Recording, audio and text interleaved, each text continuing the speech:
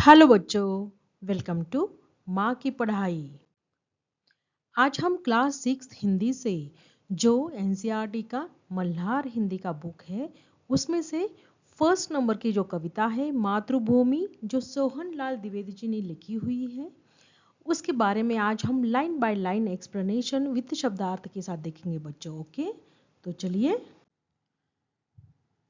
तो बच्चों, इस कविता में कवि ने भारत के प्राकृतिक सौंदर्य का और भारत की महानता का विश्लेषण इस कविता में दिया हुआ है। यानी नेचुरल ब्यूटी के बारे में बताया है और ग्रेटनेस के बारे में बताया है इंडिया के। ओके, तो कविता शुरू करने से पहले देखिए यहाँ पर साइड में शब्दार्थ दिए हुए हैं ताकि आपको जो डिफिकल्ट वर्ड्स लगेंगे उसका मीनिंग यहाँ पे आपको समझ में आ जाएगा। ओके, तो कविता शुरू करते हैं। यह फर्स्ट नंबर की कविता है जिसका नाम है मातृभूमि। मातृभूमि यानी मदरलैंड। पहले इन 4 लाइंस को पढ़ते हैं हम। ऊंचा खड़ा हिमालय आकाश चूमता है, नीचे चरण तले झुक नित सिंधु झूमता है। पहले मीनिंग समझे। ऊंचा यानी हाई, हाईएस्ट। खड़ा यानी स्टैंडिंग माउंटेन। हिमालय क्या है? एक पर्वत है जो हमारे भारत की उत्तर दिशा में है यानी नॉर्थ साइड में है। जो सबसे ऊंचा, विश्व का सबसे ऊंचा जो शिखर है वो कहाँ पे स्थित है? हिमालय में। उसका नाम क्या है पता है आपको? Mount Everest. माउंट एवरेस्ट ये पूरी दुनिया का सबसे ऊंचा शिखर है, सबसे ऊंचा। तो और वो कहाँ पे है? हिमालय में है। और हिमालय कहाँ पे है?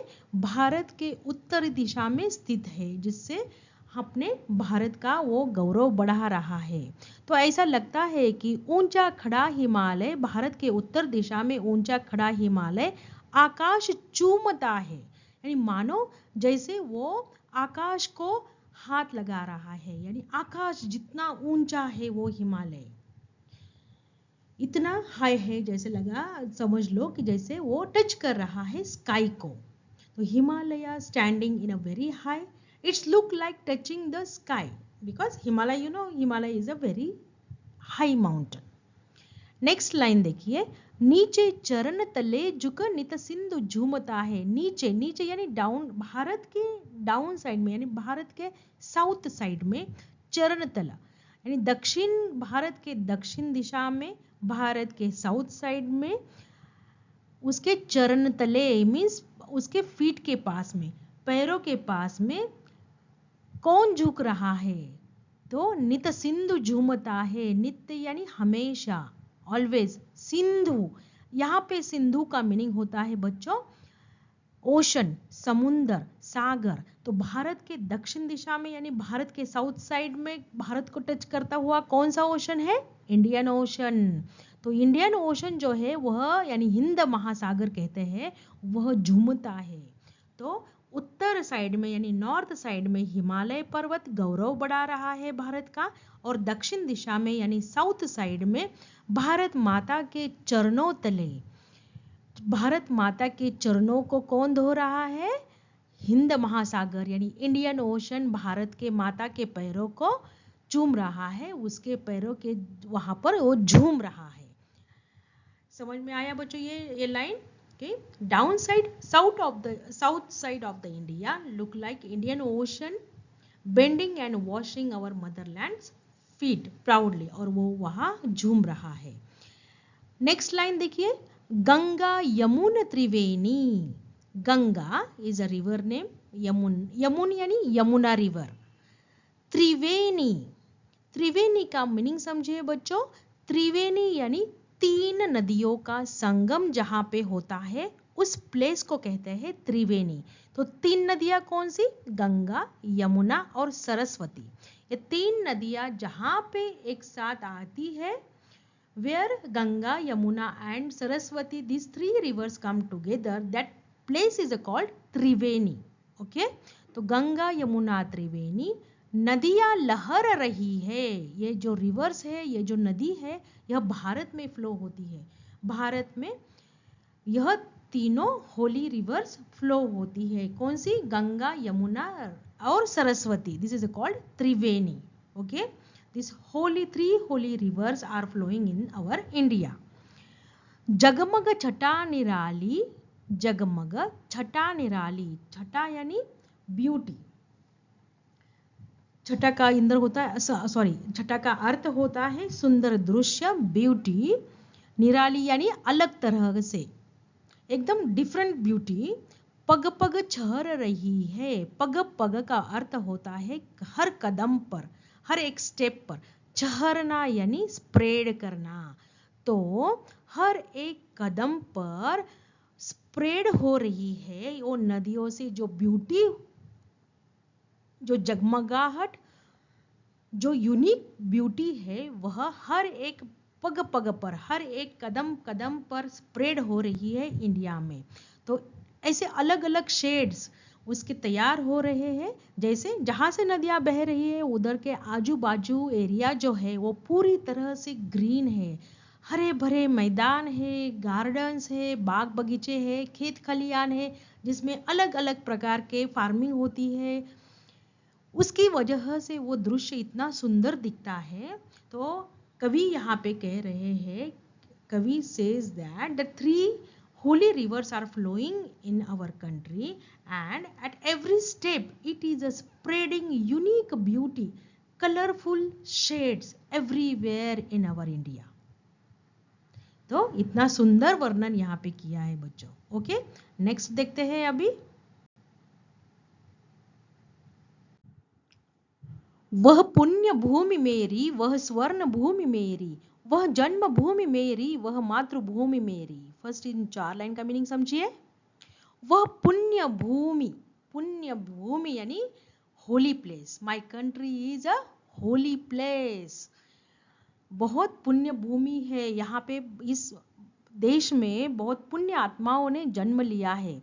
वह स्वर्ण भूमि मेरी, स्वर्ण भूमि, स्वर्ण यानी गोल्ड, भूमि यानी लैंड, तो मेरी जो जमीन है, मेरा जो देश है, जो मेरी मातृभूमि है, वह एक स्वर्ण के जैसे, गोल्ड की जैसी है, इसलिए वो हमारे लिए बहुत प्रेशियस है। Gold is a precious, right, बहुत महंगा है, हर किसी को वो खरीद नहीं सकते गोल्ड को, तो वैसे ही मेरी मातृभूमि है स्वर्ण भूमि, यानी my country is a golden land. वह जन्मभूमि मेरी, this is a my birth place and this is a my मातृभूमि मेरी, मीन्स मेरी मदरलैंड है।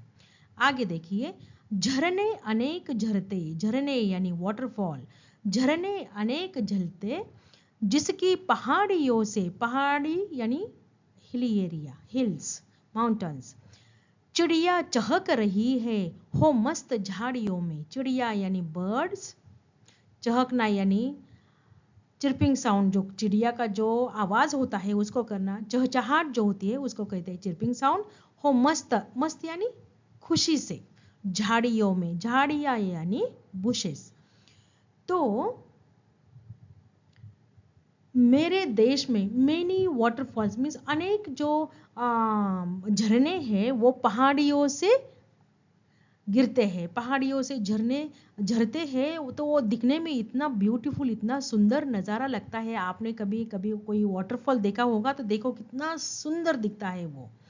तो मेरा देश में अनेक पहाड़ियाँ हैं जहाँ से झरने झरते हैं, और अनेक ऐसे मस्त झाड़ियाँ, बुशेस, जंगल है जिसमें से चिड़िया की चहकने की आवाज़ है आती है।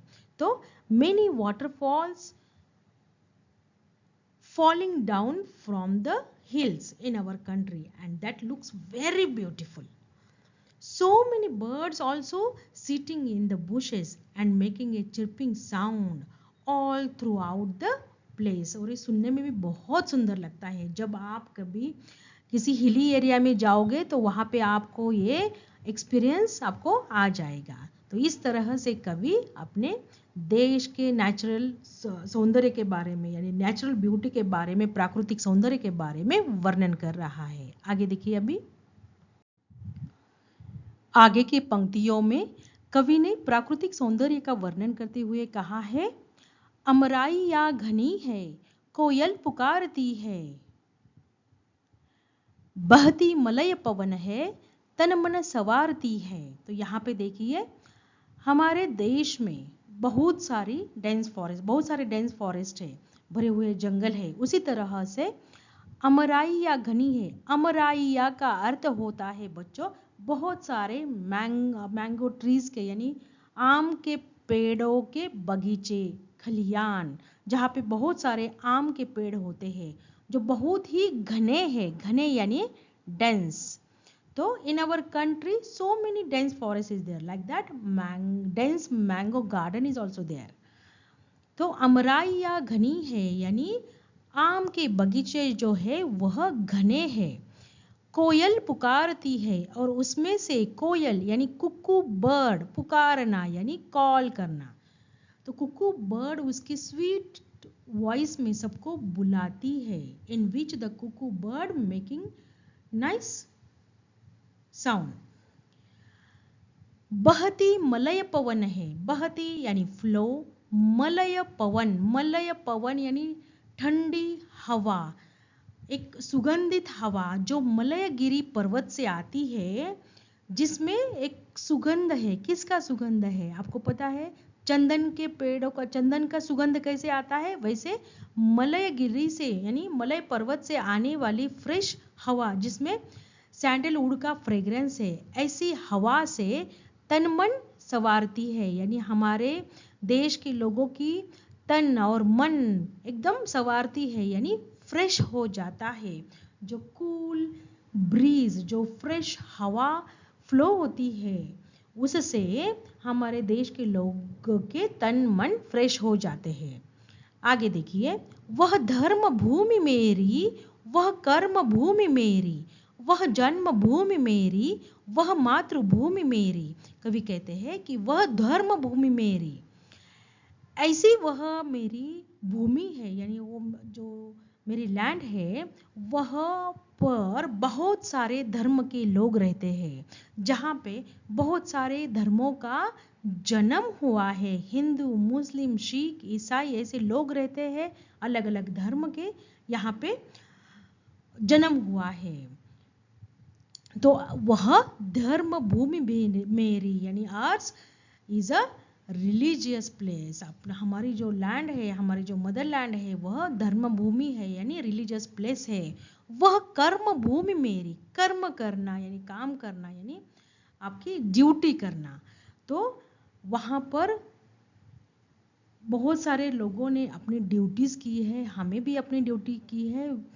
तो we have to complete so many duties here. ऐसी हमारी जन्म भूमि है, हमारी कर्म भूमि है।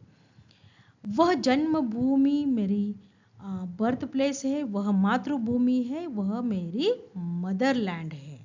ओके, आगे देखते हैं। आगे देखिए बच्चों, जन्मे जहां थे रघुपति, जन्मी जहां थी सीता, श्री कृष्ण ने सुनाई वंशी पुनीत गीता। तो कवि यहाँ पे कहते हैं कि जन्मे जहां, जहां यानी कहाँ, भारत में। कौन जन्मा था? रघुपति। रघुपति का अर्थ आपको पता है? रघुपति यानी श्री राम।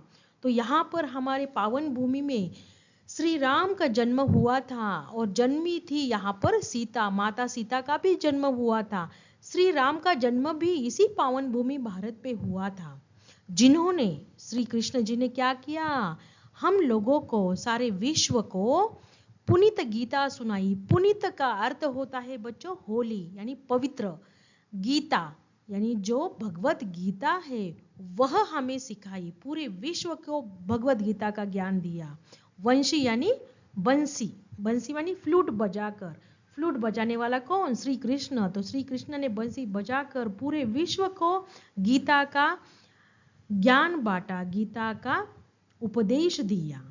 तो कवि इस लाइन, 4 लाइन में कहते हैं कि कवि says that India is that place where great people like Sri Ram, Mata Sita, Sri Krishna also born here. And Sri Krishna deliver the holy book Gita, जिन्होंने हमें उपदेश दिया है गीता द्वारा। जीवन कैसे जिया जाता है, कैसे जीना चाहिए, वो सत्य बातें उन्होंने गीता में सिखाई है। ओके, आगे देखिए। गौतम ने जन्म लेकर जिसका सुयश बढ़ाया। तो हमारे भारत देश में गौतम बुद्ध का भी जन्म हुआ था। ओके, जिन्होंने, जिसके जन्म से हमारे भारत का यश यानी फेम बढ़ गया, सुयश बढ़ाया, सुयश यानी फेम बढ़ गया। जग को दया सिखाई, तो गौतम बुद्ध ने हमें क्या सिखाया था? What Gautam Buddha taught us? Gautam Buddha taught the kindness, दया यानी kindness. He taught kindness to all the world, to our country, to the world.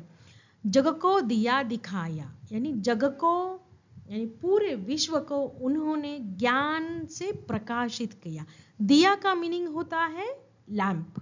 Okay, तो पूरे विश्व को उन्होंने ज्ञान का प्रकाश दिया।